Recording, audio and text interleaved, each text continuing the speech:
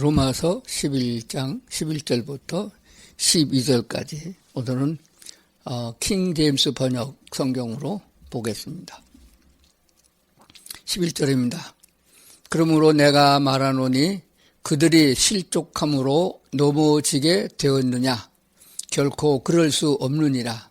오히려 그들의 넘어짐을 통해 구원이 이방인들에게 이르렀으니 이것은 그들이 질투하게 하려 함이라.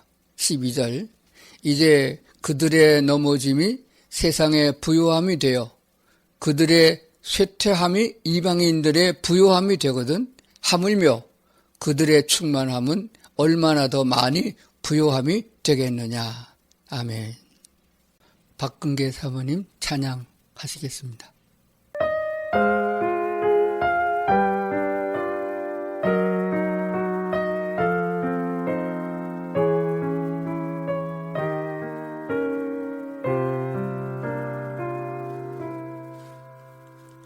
사랑하는 자들아 서로 사랑하라.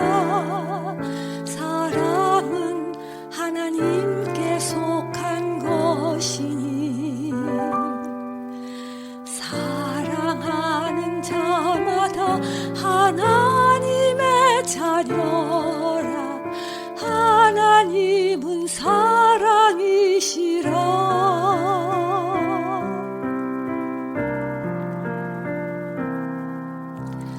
독생자를 세상에 보내주심은 우리를 살리려 하심이라. 하나님이 우리를 너무도 사랑하사 화목제로 보내셨도다. 너희는 서로 사랑하라.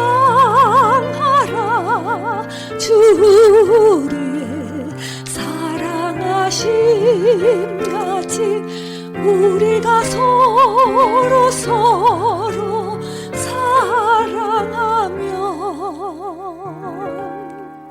주님 우리 안에 거하시리로다.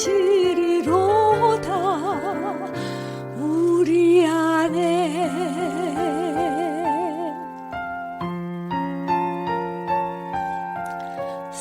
사랑하는 자들아 서로 사랑하라. 사랑은 하나님께 속한 것이니 사랑하는 자마다 하나님의 자녀라. 하나님은 사랑이시라.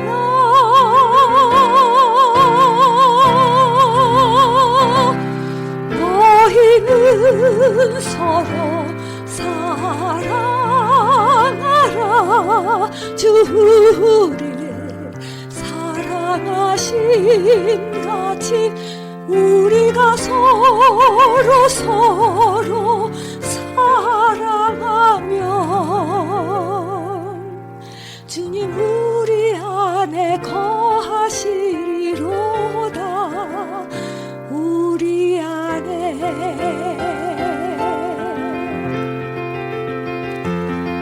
사랑하는 자들아 하나님의 성령이 이처럼 우리 사랑하셨으니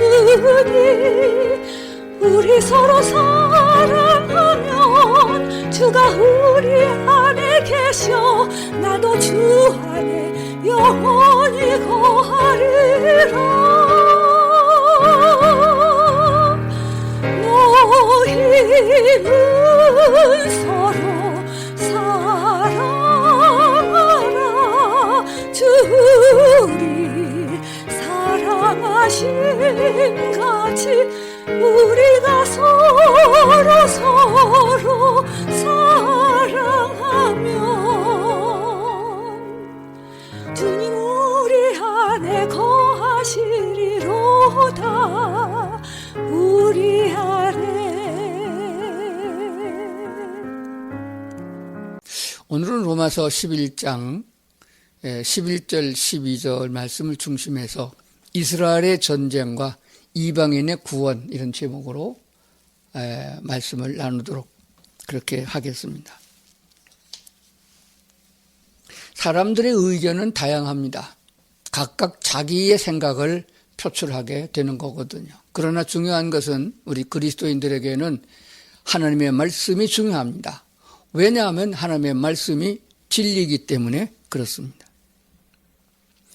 하나님께서 아브라함에게 약속하신 내 씨가 내 백성이 되리라 하신 그 약속대로 하나님이 약속하신 그 하나님의 백성은 이스라엘 민족을 말합니다. 지금 이스라엘에는 전쟁에 휩싸이고 있습니다. 그런데 지금만 전쟁이 있는 것은 아니에요. 이스라엘은 고대로부터 계속해서 전쟁에 휩싸여 있습니다. 어째서 하나님의 백성들이 그렇게 전쟁에 시달리느냐 이렇게 생각할 수도 있어요. 거기에는 깊은 하나님의 뜻이 있음을 우리가 알아야 합니다. 우리가 구약 성경을 보게 되면은 하나님이 약속한 땅, 내가 너의 자손들에게 주리라고 약속한 가나안 땅은 지금 이스라엘 땅인데 가나안 일곱 부족들이 살고 있어서 애굽에서 돌아갈 적에는 그들이 굉장한 텃세를 하고 있었습니다. 절대로 그냥 물러가지 않습니다. 그래서 하나님께서는 여호수아를 통해서 그들을 다 내쫓으라고 말씀하셨습니다. 그 쫓겨났던 무리들이 연합을 해가지고 팔레스타인을 이루어 지금 이스라엘과 전쟁을 하고 있는 거거든요.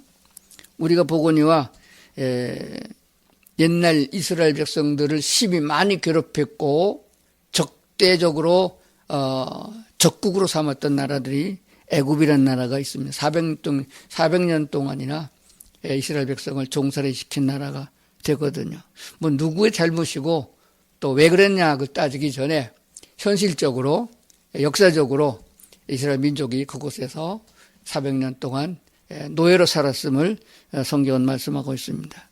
그리고 그 후에 가나안 땅에 돌아와서 정착했으나 북왕조인 이스라엘과 남왕조인 유다로 나누어진 가운데에 하나님의 백성들이 살았고 그들은 결국 아수르란 나라에 멸망당했고 또 유다는 바벨론으로 포로로 잡혀가는 그래서 완전히 유대 나라가 망한 것을 보게 됩니다. 그리고도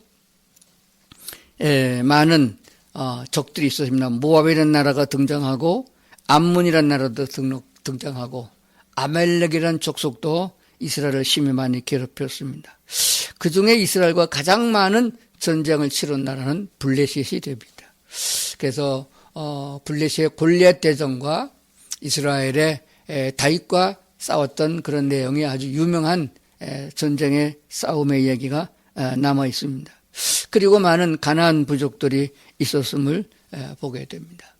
그러니까 이스라엘이란 조그마한 나라를 중심에 두고 주변 국가가 몽땅 다 이스라엘을 적국으로 삼아서 시시탐탐 노리고 또 쳐들어와서 재물을 뺏고 죽이고 했던 것을 보게 됩니다. 그래서 성경을 보면 구약 성경을 보면 다 전쟁의 역사예요. 열왕기, 상하, 역대, 상하 이게 다 전쟁에 대한 기록입니다. 근데 이게 끝난 게 아니고 이스라엘이 다시 하나님의 은혜를 통하여 즉 하나님이 약속한 대로 2000년 동안이나 유리하는 민족으로 살다가 드디어 자기 고향 고토로 돌아가서 이스라엘이 다시 독립을 한 거예요. 다시 나라를 국가를 건설했다 그런 말이 되었습니다. 이스라엘이라는 나라가 다시 회복되어진 해가 1948년 우리나라가 일본으로부터 해방된 해와 똑같은 해가 됩니다. 이스라엘과 우리나라와 유사한 점이 많아요. 그렇기 때문에 특히 우리는 이스라엘의 전쟁에 대해서 또 이방인된 우리의 하나님과의 관계에 대해서 분명히 알고 그 위치를 알고 바른 신앙생활을 하는 것이 중요하다 그렇게 생각이 되어집니다. 지금 현재 이스라엘과 가장 아주 가까운 곳에서 적이 아니면서 적으로 활동하고 있는 가자 지구에 있는 사람들입니다. 이스라엘 남쪽에 남부에 거하는데 이 가자족은 사실 구약에 성경에도 등장하고 있는데 구약에는 우리말 번역 성경에 가사로 번역이 되어지는데 블레셋입니다. 블레셋이 아주 적은 족속이지만은 아주 강인하게 이스라엘을 괴롭혔던데 지금 그 가자 지구에 이스라엘 사람과 같이 국경 없이 살아가면서도 분리되어 있습니다. 그들에게 무장 세력의 단체를 이루고 있는 하마스라고 하는 단체가 있습니다. 사람 이름이 아니고 무장 조직 하마스입니다. 그들과 전쟁이 종식되지도 않았는데 북쪽의 끝자락에 위치하고 있는 또 한 무장단체가 있습니다. 적극적인 이란의 지원을 받고 있는 헤즈볼라가 됩니다. 가자 지구에 있는 하마스나 그리고 레바논에 거주하고 있는 헤즈볼라 무장단체는 아주 막강한 전투력을 갖고 있고 아주 많은 재정과 물자의 군수 무기를 지원받고 있습니다. 어디로부터 받고 있느냐? 이란으로부터 제공받고 있습니다. 이스라엘과 이스라엘은 상당히 거리가 멀지만은 요 두 민족은 헤즈볼라 단체나 하마스 단체는 유대 사람과 같이 국경이 없이 같이 통용되어지고 있는 나라. 마치 우리나라 경상도, 전라도, 충청도, 경기도 이렇게 나눠주는 것 같은 그런 상황 속에 감춰져 있는 무장단체인 것을 알게 됩니다. 싹 쓸어버릴 수 없는 것은 공존하고 있기 때문인 것이에요. 그 원인을 우리는 세상의 지리학적이나 정치학적으로 분석할 수는 없습니다. 성경적으로 보게 되면은 필요해서 하나님이 놔둔 것이에요. 중요한 것은 그들이 강하면은 이스라엘이 지고 이스라엘이 강하면 그들이 맥을 추지 못한다 하는데 초점을 둬야 된다고 그렇게 믿습니다. 지금 이스라엘이라는 나라를 놓고 세계 지도를 놓고 보면은 그 주변 국가가 모두가 다 구약의 이스라엘과 꼭 같은 양상을 갖고 있어요. 다 따지고 보면은 거슬러 올라가면 한 조상 아브라함의 후손인 건 맞습니다. 아브라함이 하나님의 약속으로 말미암는 자녀 출생이 아니고 인간적인 방법과 인간적인 생각으로 아들을 낳은 첫 아들 이스마엘의 후예들로 구성되어져 있는 그런 나라가 민족들이 되어집니다. 그러니까 지금 보통 우리는 이슬람이라고 하죠. 회교도라고도 합니다. 그들은 여호와를 섬기되 신약은 없고 구약만 가지고 있습니다. 그리고 구약의 자기의 조상은 아브라함이다 이렇게 여기고 있고 그들이 따로 갖고 있는 경전을 가지고 있으면서 유대 민족을 적대시하고 있다는 사실을 알게 되는 것입니다. 이스라엘과 가장 가까운 곳에 가자지구 있고 요르단이 있고 레바논이 있고 시리아가 있고 이라크가 있고 쿠웨이트가 있고 이란과 이집트, 수단, 북수단, 남수단 이렇게 나눠지고 아프리카로 이어지거든요. 그 절이 전부 다가 이스라엘 편이 하나도 없어요. 이스라엘은 외톨이입니다.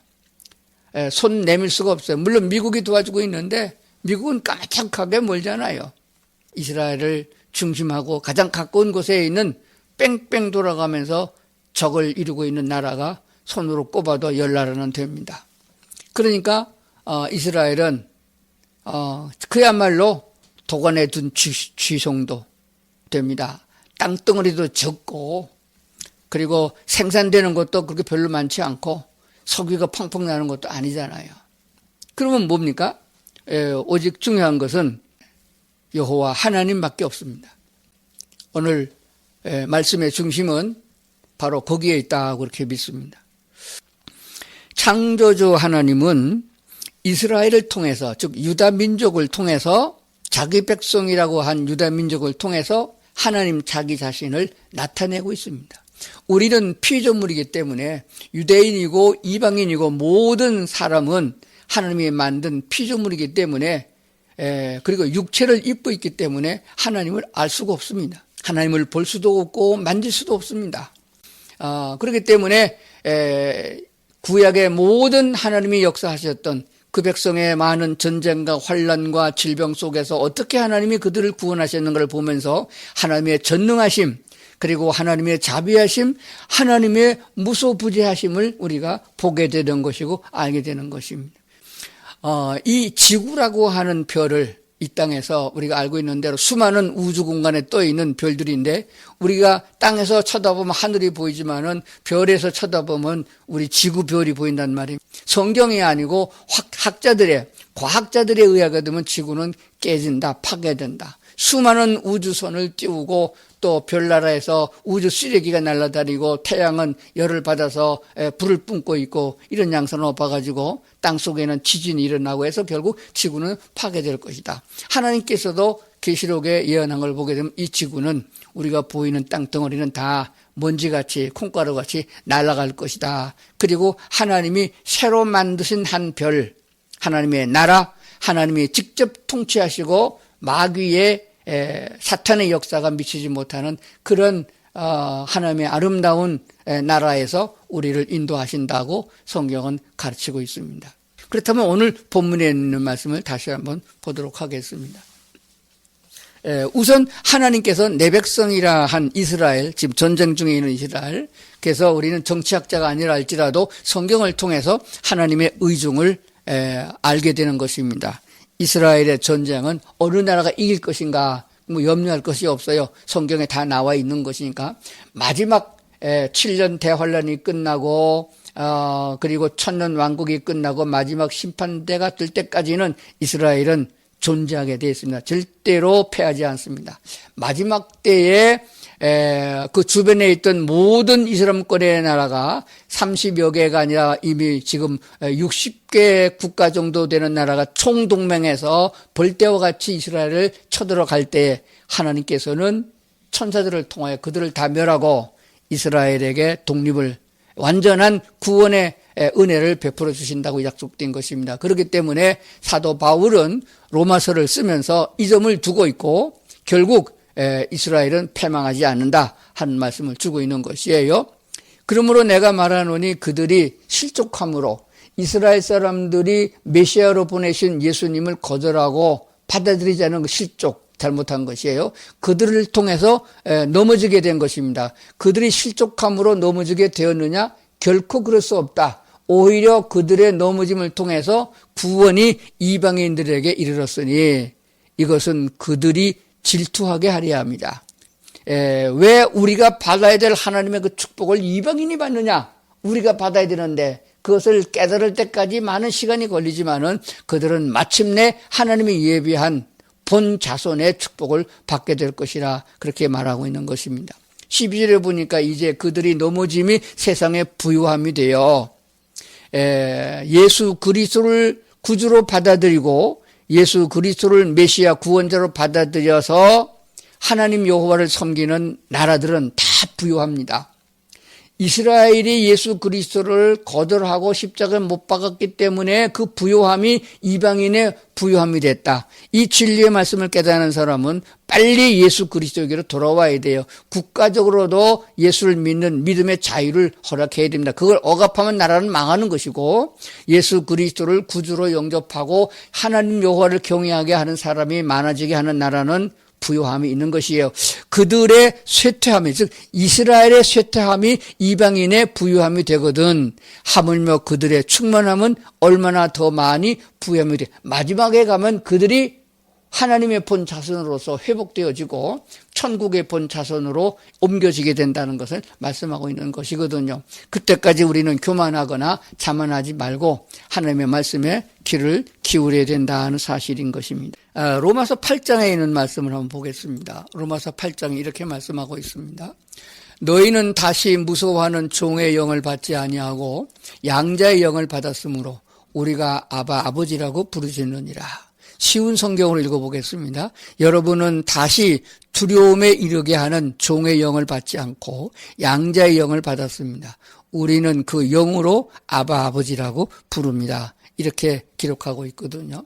다시 말씀드리면은 우리는 하나님의 본 자손은 이스라엘 백성 유대인들이지만은 우리는 양자된 것과 같다라고 말씀하셨습니다.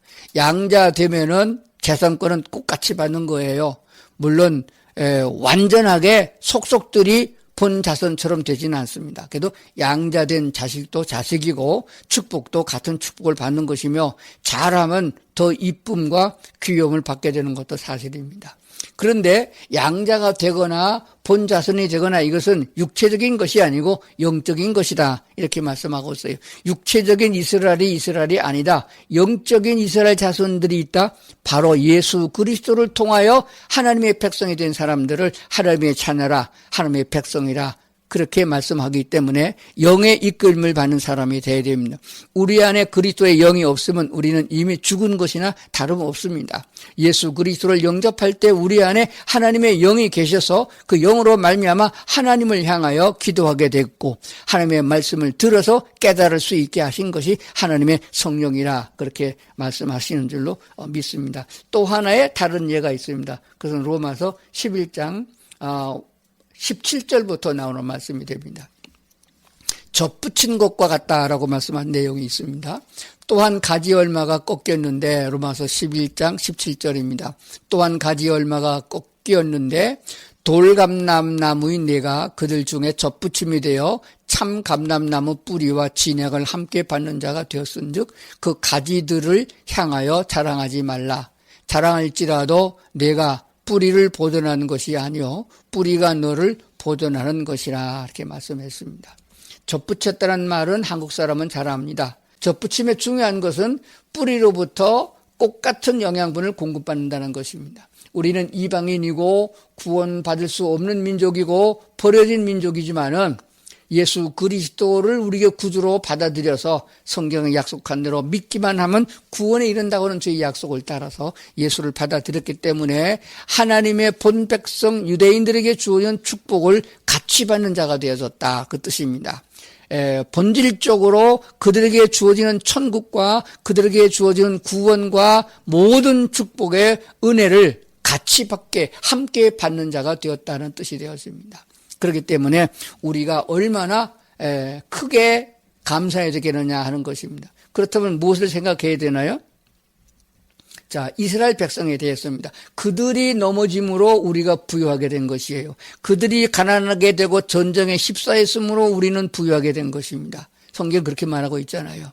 그렇기 때문에 온 세계에서 예수 그리스도를 받아들여서 믿음으로 말미암아 하나님의 축복을 받는 모든 나라와 그 백성들, 특히 그리스도 안에서 살아가는 성도들은 이스라엘, 지금 이스라엘을 향하여 교만하면 안 됩니다. 그들을 무시하면 안 됩니다. 오히려 그들을 축복하고 이스라엘에 대해서 고마움을 느껴야 돼요. 그들이 넘어지고 실망하고 그렇게 됨으로 인하여 그 축복과 은혜가 이방인 우리에게 넘어왔다, 그 말이 되었습니다. 그 덕분에 우리가 예수 믿었잖아요. 예수 믿고 복을 받잖아요. 미래가 있잖아요. 하늘나라가 보장돼 있잖아요. 얼마나 귀한 축복이에요. 그렇다면 사실 이스라엘에 대해서 우리가 원조도 해야 되겠고 그들에게 필요한 물자도 대주는 게 맞는 것입니다. 이것을 잘 알고 있는 기독교 국가 미국은 지금도 이스라엘에 대해서 굉장히 우호적입니다. 우리나라와 같이 한미 그런 군사 동맹을 맺은 것도 아닙니다. 그렇지만은 성경에 근거해서 세워진 나라고 지금도 예수를 믿고 있는 그리스도인이 많기 때문에 그들은 이스라엘에 대해서 우호적인 대접을 하는 것입니다. 그래서 지금도 많이 이스라엘을 돕고 있고 지원하고 있는 겁니다. 구제하는 게 아닙니다. 마땅히 그들에게 세금 내듯이 이스라엘에 대해서 지원을 해준 이유가 성경 속에 있는 것입니다. 그렇다면 우리나라도 이스라엘에 지금 전쟁 중에 있는데 그들이 더 큰 고통을 당하지 않도록, 물론 전쟁의 마지막 승리는 이스라엘이 주어질 것이지만은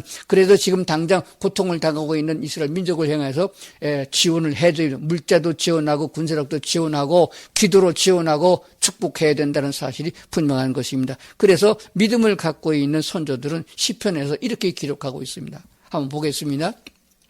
시편 122편 6절입니다. 예루살렘을 향하여, 예루살렘이 이스라엘의 수도잖아요. 이스라엘의 중심인 것입니다. 예루살렘을 위하여 평안을 구하라. 예루살렘을 사랑하는 자는 형통하리로다. 하나님의 말씀, 진리인 말씀에 분명하게 말씀하기를 이스라엘의 예루살렘 심장 진부가 허물어지지 않도록 그들을 위하여 평안을 구하라. 전쟁에 승리하기를 기도하라. 그들에게 평안을 구하라. 예루살렘을 사랑하는 자는 형통하리로다. 내가 형통하는 길, 우리 민족이 축복을 받는 길은 그 이스라엘을 향하여 축복하고 기도하고 그들을 구원해달라고 하나님께 구하는, 그들의 평화를, 승리를 구하고 기도하는 그런 민족이 되어야 된다고 분명히 말씀하고 있는 줄로 믿습니다. 얼마나 귀한 것입니까? 자, 이제 결론의 말씀을 드리겠습니다. 여호와의 말씀만이 진리다 하는 것입니다.